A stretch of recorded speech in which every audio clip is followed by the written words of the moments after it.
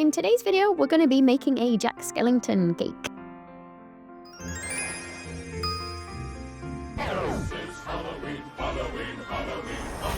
A huge thank you to LoungeFly for sending me this really cute Jack Skellington backpack. And I asked you guys online whether we should turn this backpack into a cake or whether we should make a 3D cake version.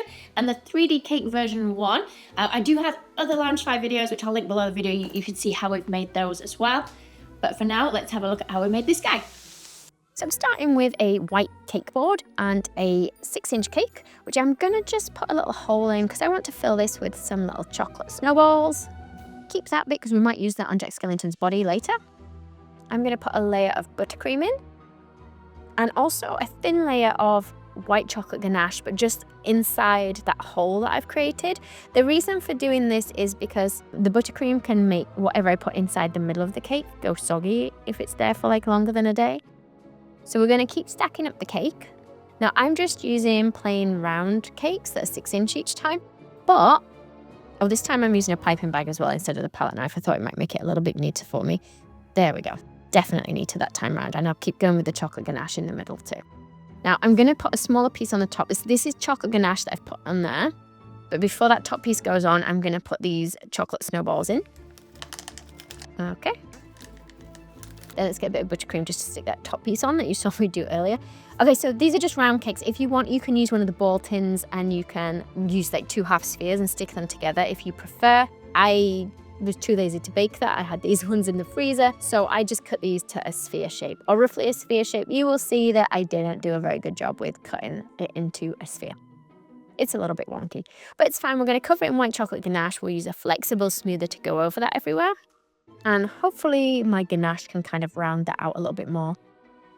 I'm going for a smaller cake now for the middle layer of Jack Skellington's body, and then a smaller one even still. So there's offcuts from earlier, and it's really difficult to cut them into the right shape when they're so small.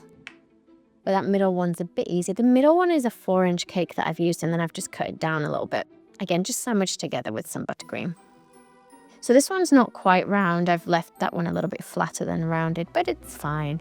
Now, covering it in ganache when it's so small is very awkward and also quite messy. So I do a rough job first and then I'll go over it again later with like a second coat that's much smoother. Same for the large bottom tier as well. Okay, so in case you're wondering what this is cocoa butter, and I am gonna melt it. So I'm gonna fill a bowl of hot water and then we're gonna put the cocoa butter in there, but in its own bowl because we don't wanna put the water in the cocoa butter itself. And that will melt. You can just microwave it, but this way I think it makes it nicer. Okay, so the reason we're using cocoa butter is for this cake, I want to create a white paint. So I'm gonna use some white powder color. And what I'll do is put links to everything I've used below the video, so that if you want to recreate your own, you can use the same things, or you can buy similar things, whatever you want. I'm also gonna add in some like a more pearlescent powder. These are all edible powders though, guys. I can't remember if I just told you that or not.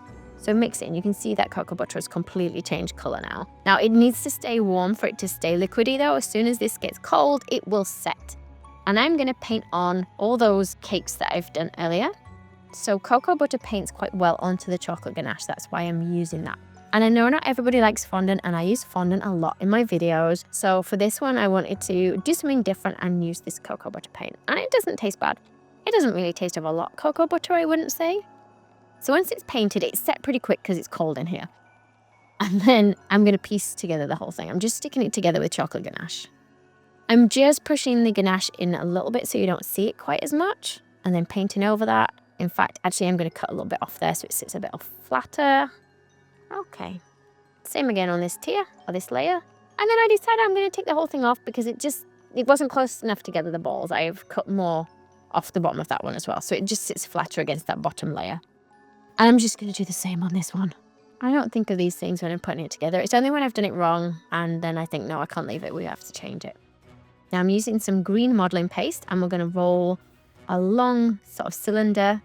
You can use the smoother if it makes it a little bit easier for you. And we'll just cut a small piece of that off. And then I also want a flat disc, which we'll just use a circle cutter for, to create the hat. Who's seen that Nightmare Before Christmas, actually? Do you guys class it as a Christmas movie or a Halloween movie? It is a Christmas movie, I guess, isn't it? Because he goes to Christmas Town and it is set at Christmas time. Although it's always Halloween time where he lives, is it?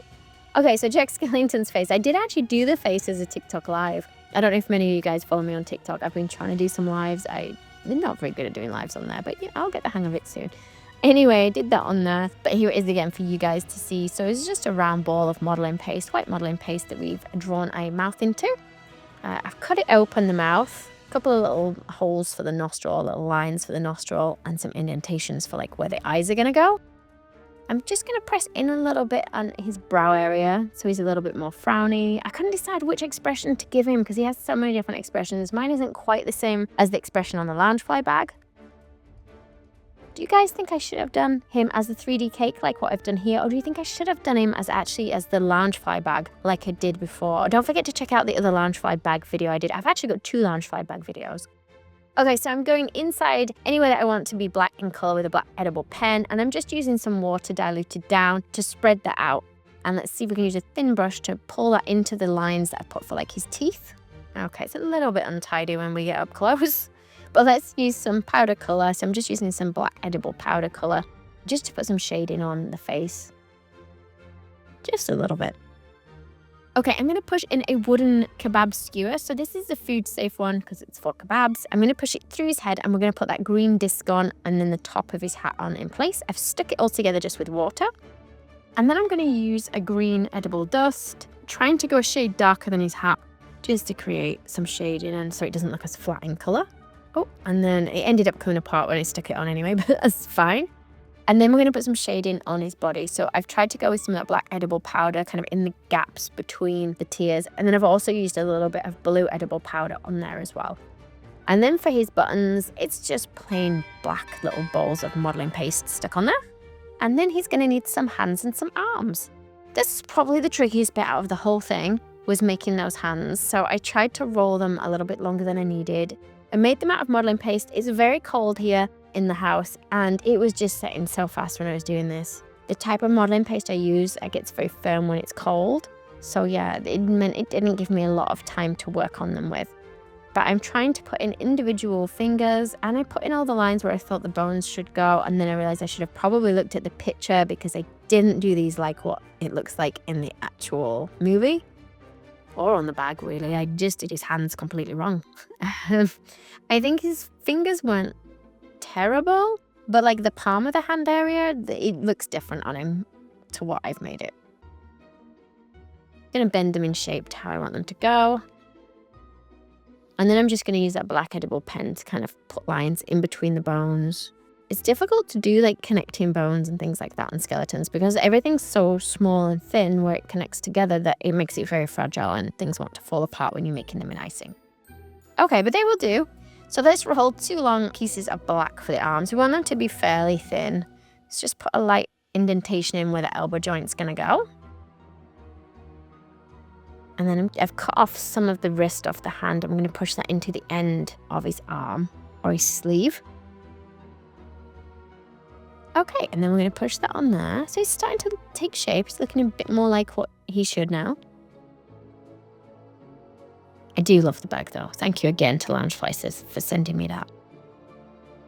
I'm just going to stick his hands together with water and I'm going to put a bit of water where I want them to stick to the body as well. Do you guys like that I did it in cocoa butter this time rather than fondant? Like I just painted him? Should I do more cakes where we just paint onto ganache rather than adding fondant? Let me know your comments below. So, wafer paper. So this is edible wafer paper. I'm using the Saracino one, but I'll link it below. And Richard's coffee grinder. I can't tell you how long it took me to clean out the coffee granules in this to be able to put the wafer paper in this and blitz it up.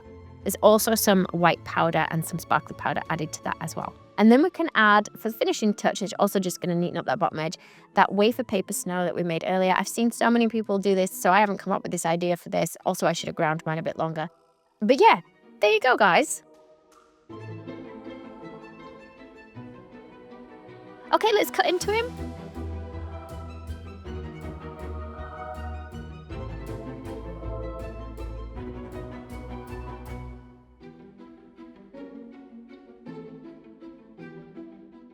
Thank you guys for watching the video, and a huge thank you to LoungeFly for the backpack as well. Hope you enjoyed this one. Don't forget to click like and subscribe for more videos like this one. And thank you to everybody that's been buying my new book on making figures.